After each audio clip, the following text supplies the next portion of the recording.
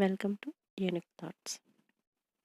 ఇంతకుముందు వీడియోలో square shape మిర్రర్స్ని use చేసి ఏ విధంగా బ్లౌజ్ని డిజైన్ చేయాలో చూసాం. ఈ వీడియోలో ఆ బ్లౌజ్ స్టిచ్చింగ్ అయ్యాక ఫినిషింగ్ అనేది ఏ విధంగా ఉంటుందో చూపించబోతున్నానండి. సో బ్లౌజ్ స్టిచ్చింగ్ అయ్యాక చాలా అంటే చాలా రిచ్ లుక్ ఉంది. ఇదిగోండి స్టిచ్చింగ్ కంప్లీట్ అయిపోయాక సో ఫైనల్ బ్లౌజ్ లుక్ ఇదండి. బ్యాక్ పార్ట్ ఇక్కడ మనం గమనించినట్లయితే అచ్చం మగ్గం వర్క్ వేసినటువంటి బ్లౌజ్ లాగే ఉంది. ఒకవేళ మనం దూరం నుంచి కానీ చూస్తే ఎవరైనా సరే మగ్గం వర్క్ వేసినటువంటి బ్లౌజే అనుకుంటారు.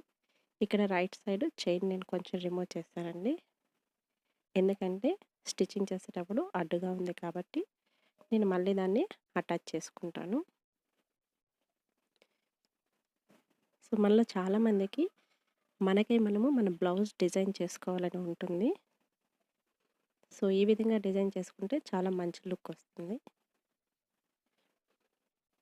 బయట మనం మగ్గం వర్క్ చేయించుకోవాలి అంటే థౌజండ్స్లో పే చేయాల్సి ఉంటుందండి.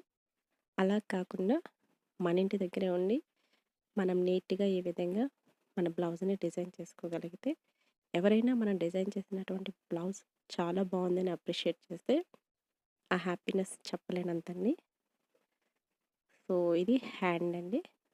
ఇది కూడా చాలా అంటే చాలా బాగా లుక్ వస్తుంది.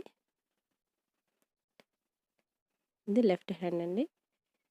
ఇక్కడ మీరు గమనించినట్లయితే అచ్చం థ్రెడ్తో మిర్రర్ స్టిచ్చింగ్ చేసినట్టే ఉంటుంది. దగ్గర నుంచి చూస్తే తప్ప దూరం నుంచి ఎవరు కూడా ఇది అటాచ్ చేసిన బ్లౌజ్ అని అనుకోరు. అంటే మిర్రర్స్ అటాచ్ చేసామని అనుకోరు. సో ఇది ఫ్రంట్ పార్ట్. సో ఈ విధంగా మనం బ్లౌజ్ని సెట్ చేసుకుంటే ఈ బ్లౌజ్ని మనం మల్టీపర్పస్గా యూస్ చేయొచ్చండి. అంటే ఏ శారీ మీదకైనా ఈ బ్లౌజ్ అనేది పర్ఫెక్ట్గా సరిపోతుంది. ఎందుకంటే మనం బ్లాక్ మీద ఈ మిర్రర్స్ అనేటివి అటాచ్ చేసాం కాబట్టి black pink combination evergreen అండి. కాబట్టి ఈ బ్లౌజ్ని మనం ఏ శారీ మీదకైనా యూస్ చేయవచ్చు. అంతేకాకుండా మంచి రిచ్ లుక్ వస్తుంది. ఇంత తక్కువ కాస్ట్లో మంచి లుక్ ఇచ్చేటువంటి బ్లౌజ్ అండి. మీరు కూడా ట్రై చేయండి. ఖచ్చితంగా మీకు కూడా పర్ఫెక్ట్ ఫినిషింగ్ అనేది వస్తుంది. ఈ వీడియో మీకు నచ్చినట్లయితే లైక్ చేయండి, షేర్ చేయండి, సబ్స్క్రైబ్ చేసుకోండి.